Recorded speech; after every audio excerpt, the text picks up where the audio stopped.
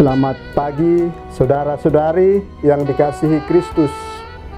Mari kita mengawali hari baru dengan mendengarkan firman Tuhan yang diambil dari Injil Yohanes pasal 6 ayat 22 sampai 29.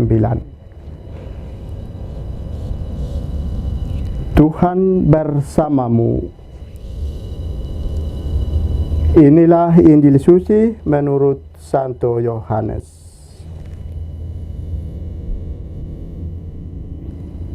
Setelah Yesus mempergandakan roti, keesokan harinya orang banyak yang masih tinggal di seberang Danau Tiberias melihat bahwa di situ tidak ada perahu selain yang dipakai murid-murid Yesus.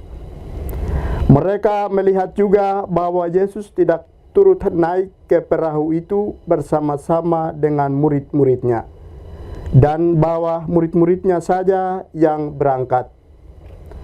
Tetapi sementara itu beberapa perahu lain datang dari Tiberias ke dekat tempat mereka makan roti, sesudah Tuhan mengucap syukur atasnya.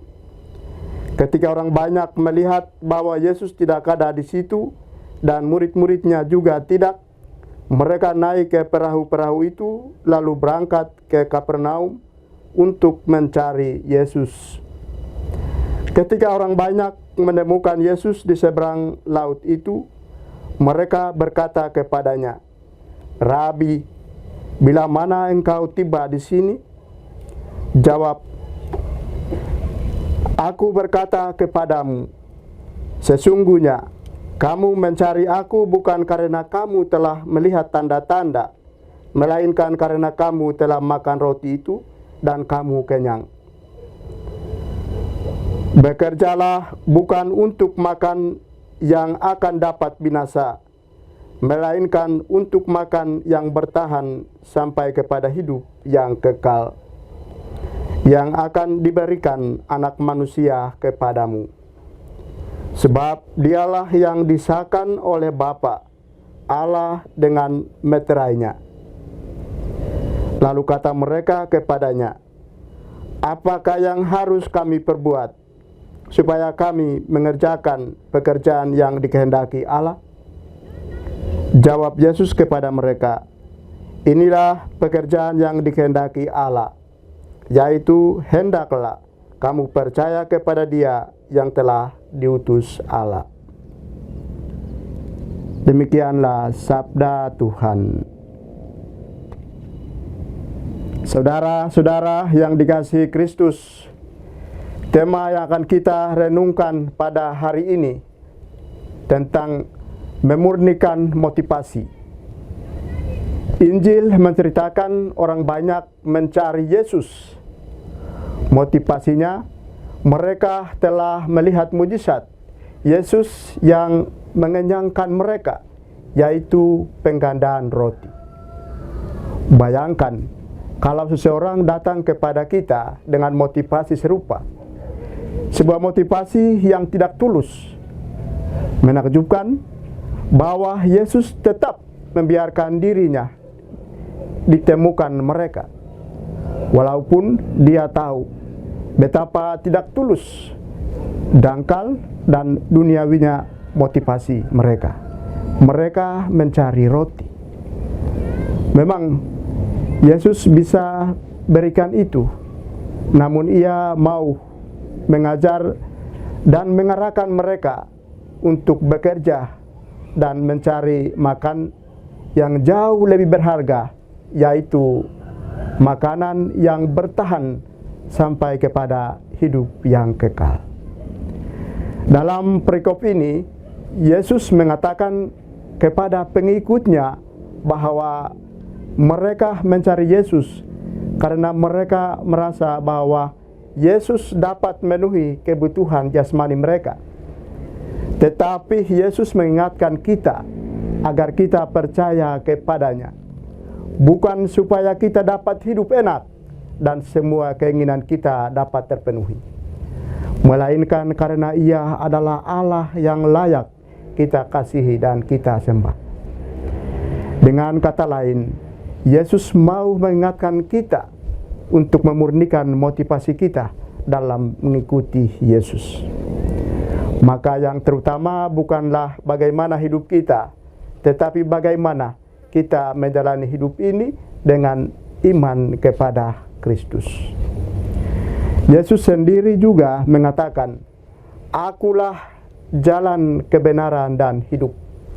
Maka hanya melalui Yesus kita akan sampai kepada kehidupan kekal.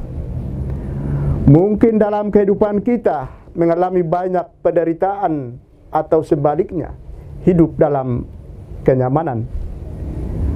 Apapun situasinya, kita perlu menghayati kehidupan ini dengan banyak melakukan kebajikan dan menjauhi dosa demi iman kita kepada Yesus.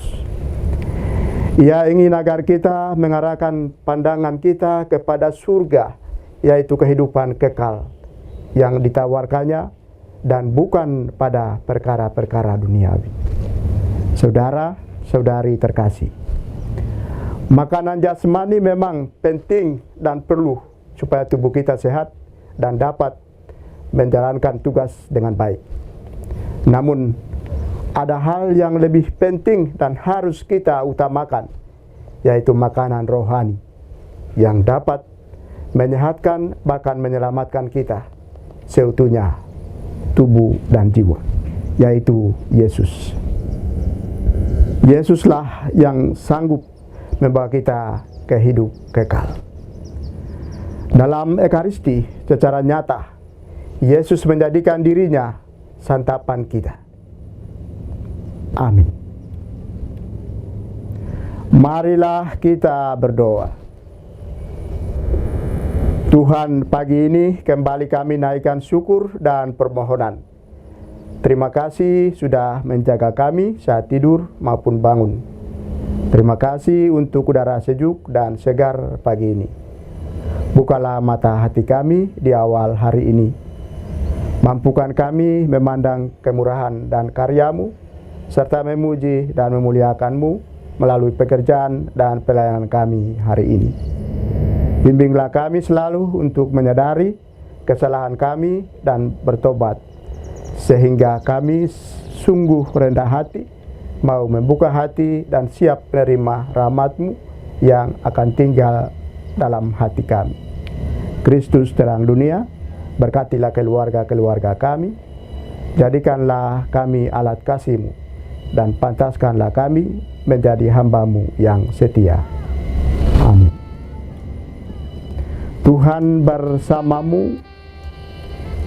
Semoga kita sekalian, orang-orang yang kita kasihi dan doakan, seluruh aktivitas kita hari ini dilindungi, dibimbing, dan diberkati oleh Allah yang Maha Kuasa, dalam nama Bapa dan Putra dan Roh Kudus.